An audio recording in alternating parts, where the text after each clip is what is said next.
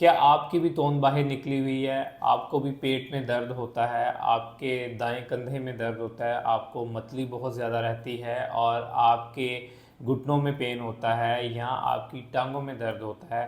तो हो सकता है आप फैटी लिवर से अफेक्टेड हो। अस्सलाम वालेकुम, मैं हूं आपका माहिर ग़िज़ाई डॉक्टर ज़ुबैर अफजल और आज का हमारा टॉपिक है बेसिकली फैटी लिवर। इसको मैं 4 हिस्सों में डिवाइड करूंगा। पार्ट 1 में कि फैटी लिवर क्या होता है, फैटी लिवर की टाइप्स कितनी है, फैटी लिवर के लिए कौन सी डायग्नोज करवानी चाहिए, और आज सबसे लास्ट में फैटी लिवर के लिए कौन सा डाइट प्लान जो वो काफ़ी इफेक्टिव है जिससे आप with in 90 days fatty liver को रिवर्स कर सकते हैं। चलें जी, स्टार्ट करते हैं फैटी लिवर से। जब भी आपके जिगर के ऊपर 5% चर्बी का चढ़ जाती है या 5% चर्बी की एक लेयर जो है आपके जिगर के ऊपर आ जाती है तो हम उसे फैटी लिवर कंसीडर करते हैं। नॉर्मली जो ह्यूमन जिगर है, जो इंसानी जिगर है, उसका जो साइज़ होता है वो 1.25 किलो से लेकर 1.5 किलो के दरमियान इंसानी जिगर का साइज़ होता है, जिसे आप 1500 ग्राम के करीब कह सकते हैं। अगर सेंटीमीटर में देखा जाए तो जो आइडियल जिगर होता है उसका साइज़ जो होता है 15 to 16 सेंटीमीटर होता है, लेकिन जब ये साइज़ 17 to 18 सेंटीमीटर की तरफ जाता है तो डेफिनेटली आप जो फैटी लिवर से अफेक्टेड हो चुके हुए होते हैं। फैटी लिवर की जो अलामात हैं, शुरू में कोई अलामात नहीं आपको शो होती, जस्ट कि अगर आपकी ये पेट की ये जो गिर चर्बी की लेयर, यहाँ पे आपका एक पॉटी शेप जो है, आपको अपना पेट नहीं नज़र आता, तब तक आप इसकी अलामात से नहीं फेमिलियर होते। इसको खामोश बीमारी भी कहा जाता है क्योंकि इसके अलावा और इसकी कोई अलामात नहीं आती। लेकिन जब फैटी लिवर थोड़ा सा स्वेयर होने की तरफ जाता है, जब आपको पेट में दर्द शुरू हो जाता है, लोअर रीजन के नीचे आपको मतली आती है, आपको सर दर्द रहता है या आपके दाएं कंधे में पेन होती है, तो तब आपको इसके बाकी स्वे सिम्टम्स जो हैं वो स्टार्ट आना शुरू हो सकते हैं। ये एक बहुत बड़ा मिथ बस्टिंग कॉन्सेप्ट है कि फैटी लिवर से सिर्फ मोटे लोग इफेक्टेड होते हैं। नहीं, फैटी लिवर से पतले लोग भी इफेक्टेड हो रहे हैं, स्मार्ट लोग भी जो है वो इफेक्टेड होते हैं। उसमें क्या होता है कि उनकी पूरी बॉडी पे कहीं भी फैट नहीं होता, लेकिन जस्ट उनका ये जो टमी एरिया पॉटी शेप में चला जाता है, जिसकी वजह से वो फैटी लिवर से इफेक्टेड हो रहे हैं। फैटी लिवर में मोस्टली लोग ये होते हैं कि वो कहते हैं हम तो स्मार्ट हैं, हम तो पतले हैं, हमें फैटी लिवर कैसे होता है। लेकिन फैटी लिवर में पतला या मोटा होना अफेक्ट नहीं करता। फैटी लिवर में आपके लीवर के ऊपर 5% अगर चर्बी चढ़ जाए तो आप फैटी लिवर से अफेक्टेड हो सकते हैं। और उसमें सबसे जो मेजर चीज़ होती है वो आपके सिर्फ पेट के गिर्द अगर चर्बी जमा हो रही है और कहीं नहीं हो रही तो आप फैटी लिवर से अफेक्टेड हैं। अगर आप मोटापे की वजह से फैटी लिवर से अफेक्टेड हैं तो आप सिर्फ अपना 10% वजन कम करेंगे तो आप फैटी लिवर को रिवर्स कर सकते हैं। मिसाल के तौर पर अगर आपका वजन इस वक्त 90 किलो है, आप 80 किलो के ऊपर ही आएंगे तो आप फैटी लिवर से जो है फ्री हो जाएंगे। इसके बाद आते हैं कि फैटी लीवर की टाइप्स कितनी है। फैटी लीवर की बेसिकली दो टाइप्स होती हैं, एक होता है अल्कोहलिक फैटी लीवर और सेकंड होता है non alcoholic fatty liver. Alcoholic fatty liver तो मोस्टली जो है वो बेसिकली वेस्टर्न कंट्रीज़ में है जहाँ पे शराब का इंटेक बहुत ज़्यादा है। मुस्लिम कंट्रीज़ में तो अल्कोहलिक फैटी लीवर के बहुत ज़्यादा केसेस नहीं हैं, लेकिन नॉन अल्कोहलिक के काफ़ी ज़्यादा हैं। अल्कोहलिक फैटी लीवर में क्या होता है कि बेसिकली अल्कोहल, जिसे हेपेटोटॉक्सिन भी कहते हैं, वो आपके जिगर को जाकर डैमेज करना शुरू कर देती है। पहले आप फैटी लीवर में कन्वर्ट होते हैं, फैटी लीवर से आप सिरोसिस में जाते हैं, सिरोसिस से स्कार टिश्यू बनता है, देन आपका लीवर जो है आपके मोस्टली फंक्शन जो है वो खो देता है। जिगर जो है वो 500 से ज़्यादा फंक्शंस परफॉर्म करता है। इसके अलावा आपका जिगर जो है आपका पावर पावर वाइटल हाउस भी है, इसको आपकी बॉडी का ट्रांसफार्मर भी कहा जा सकता है। आपकी बॉडी में जितनी भी न्यूट्रिएंट्स की डिलीवरी है वो थ्रू लीवर ही जाती है। आपका लीवर ही इसको डिटॉक्सीफाई कर रहा होता है, आपका लीवर ही इनको एक अच्छी अमाउंट में फैट सॉल्युबल विटामिन्स को भी डिलीवर कर रहा होता है। अब बात करते हैं सेकंड टाइप की, नॉन अल्कोहलिक फैटी लिवर की। इस वक्त पूरी दुनिया में 25% से ज़्यादा लोग जो हैं वो non alcoholic fatty liver disease से अफेक्टेड हैं, और ये वो बीमारी है जिसमें आपको पता ही नहीं चलता और आप इससे अफेक्टेड भी होते हैं। और पाकिस्तान में भी अगर मोटापे की रेशो की जाए तो जो मोटे लोग हैं, जब भी उनका यूएसजी डोमन यानी अल्ट्रासाउंड करवाया जाता है तो 70% लोग जो हैं वो फैटी लिवर से अफेक्टेड नज़र आते हैं।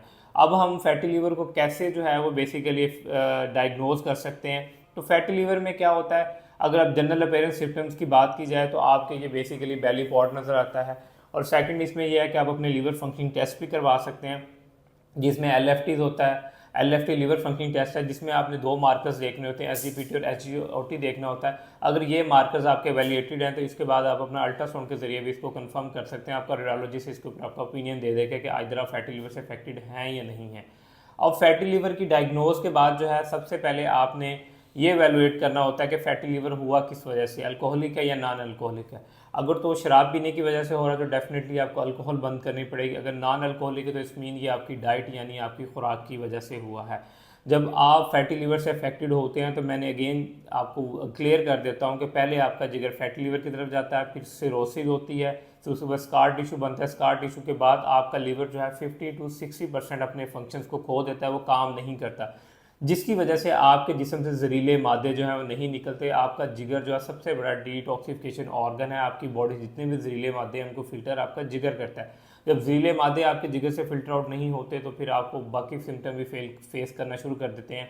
आपको एडीमा हो सकता है, आपको पेट दर्द हो सकता है, और काफ़ी फंक्शन जो आपका लीवर प्ले कर रहा होता है वो आप खो देते हैं।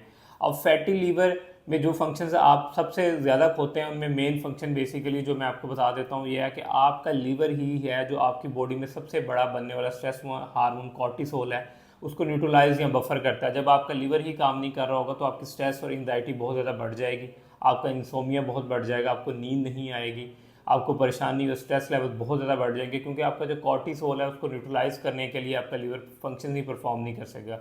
इसके बाद दूसरा मेजर फंक्शन कौन सा होता है, बेसिकली बाइल प्रोडक्शन होती है जो आपका लीवर प्रोड्यूस कर रहा होता है। आपकी बॉडी में जितने भी फैट्स हैं वो आपकी बॉडी में प्रॉपर डाइजेस्ट नहीं होते जब तक बाइल की कंप्लीट सिक्रीशन और फैट सॉल्युबल विटामिन्स की भी आपकी बॉडी के अंदर जो है अब्जॉर्प्शन नहीं होती, क्योंकि बाइल ही सिक्रीट नहीं होता। आपकी बॉडी में जितने भी फैट सॉल्युबल विटामिन्स हैं उनको लीवर बेसिकली जो है वो मेटाबोलाइज करके आपकी बॉडी में डाइजेस्ट करता है। उससे सबसे बढ़ के क्या होता है, फ्रुक्टोज।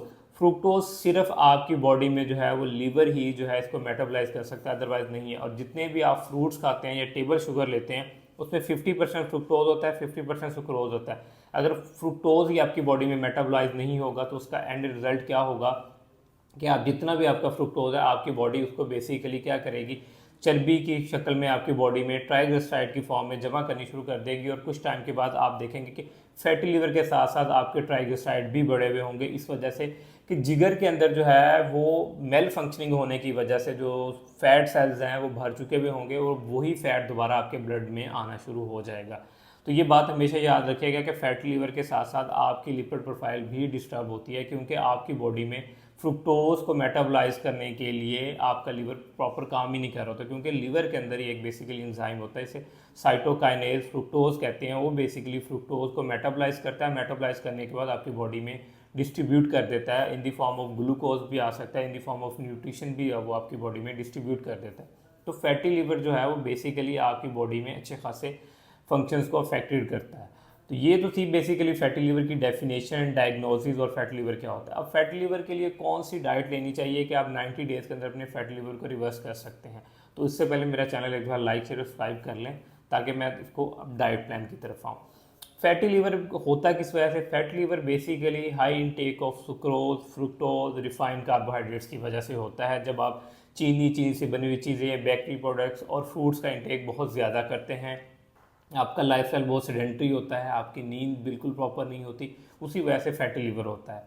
अदर तो दो बातों के ऊपर आपने लाजमी अमल करना है।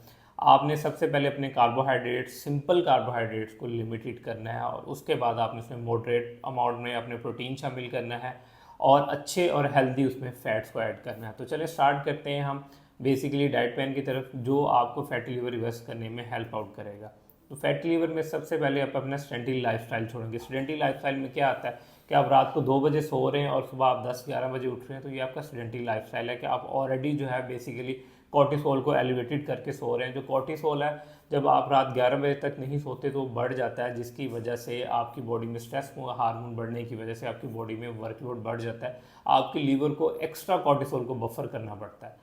अब नंबर 2 पे आ जाते हैं कि आपके सिंपल कार्बोहाइड्रेट। जब आप सिंपल कार्बोहाइड्रेट्स का इंटेक बहुत ज़्यादा करते हैं तो आपके लीवर को क्या करना होता है कि इसको डिटॉक्सिफाई करने के बाद आपकी बॉडी में डिस्ट्रीब्यूट करना होता है। जब आप एक्स्ट्रा अमाउंट में लेते हैं तो आपके जो सेल्स हैं जितनी अपनी ज़रूरत है उतनी पूरी करने के बाद उसको लॉक कर लेते हैं, उसके बाद वही जो है लीवर को अगेन उसको अलहदा एफर्ट करनी पड़ती है ताकि वो उस ग्लूकोज को कहीं ना कहीं आपकी बॉडी में फैट में कन्वर्ट करके डिस्ट्रीब्यूट कर सके। अब सिंपल कार्बोहाइड्रेट्स में अगेन जैसे मैंने बताया कि बेकरी की जितनी प्रोडक्ट्स हैं, पापे, रस्क, ये सारे सिंपल कार्बोहाइड्रेट्स में आते हैं। जो चक्की के अलावा जो फ्लोर मिल्स का आटा है वो सिंपल कार्बोहाइड्रेट्स में आता है। इसके अलावा जितनी आपकी जंक फूड्स हैं वो सिंपल कार्बोहाइड्रेट्स में आती हैं। ये सारे ही आपके फैटी लीवर को अफेक्टेड करते हैं। अब डाइट प्लान की तरफ आ जाते हैं कि डाइट प्लान कैसा होना चाहिए। मिसाल के तौर पे मैं आपको एक जनरल डाइट प्लान दे रहा हूँ, ये कस्टमाइज डाइट प्लान नहीं है। अगर आप कस्टमाइज डाइट प्लान लेना चाह रहे हैं तो आप मुझे जो है डीएम कर सकते हैं या मेरा कॉन्टैक्ट नंबर नीचे डिस्क्रिप्शन में मेंशन है, वहाँ से भी मुझसे ले सकते हैं। तो जब आप फैटी लीवर से अफेक्टेड हो जाएं तो सबसे पहले आपने कार्बोहाइड्रेट्स को लिमिटेड करना है। तो सुबह का जो आपका नाश्ता होना चाहिए, नाश्ता should be high in protein और हाई इन प्रोबायोटिक्स में होना चाहिए। तो सुबह का नाश्ते में जो आप अपना दिन का स्टार्टअप लेंगे वो 1 चम्मच जो है वो अलसी का बीज लेंगे, उसको हाफ कप योगर्ट के अंदर जो है ब्लेंड करके खा लेंगे। इसके साथ जो नेक्स्ट आपने मील लेना है वो आपने 2 अंडे लेने हैं। 2 अंडों के साथ आपने उनको 1 टीस्पून ऑलिव ऑयल में, कोकोनट ऑयल में या एवोकाडो ऑयल्स के अंदर फ्राई कर लेना है।